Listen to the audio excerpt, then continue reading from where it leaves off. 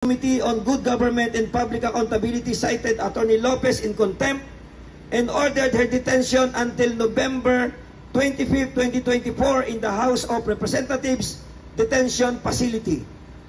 Attorney Lopez sought the reconsideration of the order of contempt and detention, but the same was left unacted upon by the committee. Further, on 22 November 2024, the House Committee on Good Government and Public Accountability unceremoniously ordered the transfer of Attorney Lopez from the House of Representatives Detention Facility to the Women's Correctional Facility, Mandaluyong City. Such persecution made under the guise of lawful exercise of legislative power resulted in the confinement of Attorney Lopez in Veterans Memorial Medical Center. The acts undertaken by the House Committee on Good Government and Public Accountability against Attorney Lopez are patently tantamount to grave abuse of discretion amounting to lack of excess of jurisdiction. First, the letter dated 21 August 2024 issued by the OBP is in response to subpoena issued by the Committee on Appropriations in relation to budget deliberation being undertaken therein. It bears no relation to the recent legislative probe and was issued long before the inquiry being undertaken by the House Committee on the Good Government and Public Accountability. Further, the allegedly evasive answers made by Attorney Lopez during such probe is the mere opinion of Representative Castro. It most certainly was not arrived at after the conduct of formal proceedings which accorded Attorney Lopez the right to be heard and to refute or explain the allegedly evasive answers she made before the committee. By grave abuse of discretion is meant such capricious and whimsical exercise of judgment as equivalent to lack of jurisdiction.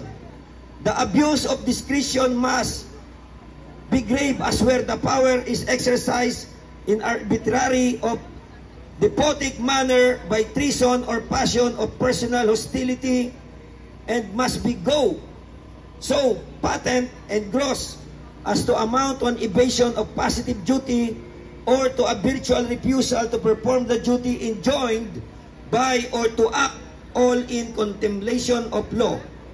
There is grave abuse of discretion when an act, number one, is done contrary to the Constitution, the law or jurisprudence, or two, executed whimsically, capriciously, or arbitrarily out of malice, ill will, or personal bias. The events which transpired before the House of Representatives during the legislative inquiry on 20 November 2024 and the grounds cited by Representative Castro as basis for the order of contempt and detention is nowhere near novel. In the case of Ong et al. Versus the Senate of the Philippines et al., the Supreme Court struck down as excessive use of legislative power tantamount to grave abuse of discretion the Senate Blue Ribbon Committee's order dated 10 September 2021, citing petitioners Lincoln Uy Ong and Michael Yang Hong Min in contempt and ordering their arrest. In so doing, the Honorable Supreme Court instructs, it bears underscoring that the purpose of the committee's proceedings is to conduct an inquiry or investigation to aid the Senate in crafting relevant legislation and not to conduct a trial or make an adjudication. Legislative inquiries do not share the same goals as criminal trial process and cannot be punitive in the sense that they cannot result in legally binding deprivation of a person's life, liberty, or property. Thus, punishment for legislative contempt, albeit sui generis in character, must similarly observe the minimum requirements of due process. As succinctly pointed out by Chief Justice Alexander Hesmundo, witnesses who are charged by Congress with giving false or evasive testimony must be accorded stricter due process requirements, such as the opportunity to explain one side before penalized, consistent with the due process, safeguards, and criminal proceedings.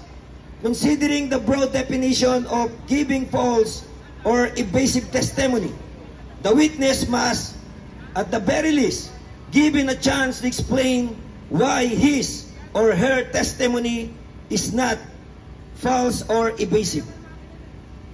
While the Quezon City Trial Lawyers League respects the inherent power of the House of Representatives to cite persons in contempt as a coercive measure to compel the availability of information necessary in shaping legislation, no respect can be accorded when such power is wielded in the abusive and capricious manner which tends to trample upon the constitutionally mandated rights of persons appearing before said body.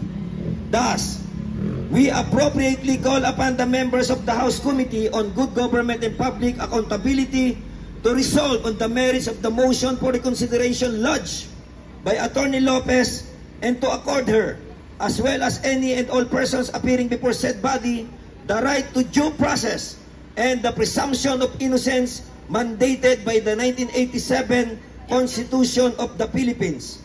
Signed this 25th day of November 2024 at Quezon City, Metro Manila. Signed by himself, Attorney Victor D. Rodriguez, the President, Attorney Reynaldo Simpao, Board Member, Attorney Rogelio Adeba Mendoza, Board Member, Attorney Dominic M. Solis, Board Member, Attorney Santos Butch Katubay, Board Member, Attorney Hernani Fabia, Board Member, Attorney Redemberto R. Villanueva, Board Member, and Attorney Maria Cecilia Clarence M. Tel, Secretary Spokesperson. Yan po ang naging pahayag.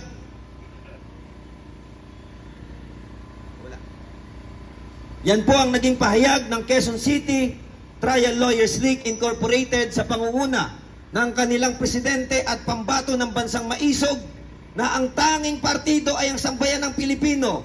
Palakpakan po natin at pasalamatan Attorney Vic Rodriguez! At dahil po dyan, nandito na po, tinatawagan po natin ng pansin kanina na wala po ang ating nanalangin, no? Kasi hindi niya po kinaya ang kanyang damdamin, kaya siguro naghanap po ng bato para magdasal, para tayo ay dinggin ng langit, no? At dinggin ng langit, sili Satanas, na sana naman wag kang mag-south cloud, ano ba tawag doon? Cloud seeding. Tama? Pagbigyan nyo kami. So narito muli, ibinabalik ko po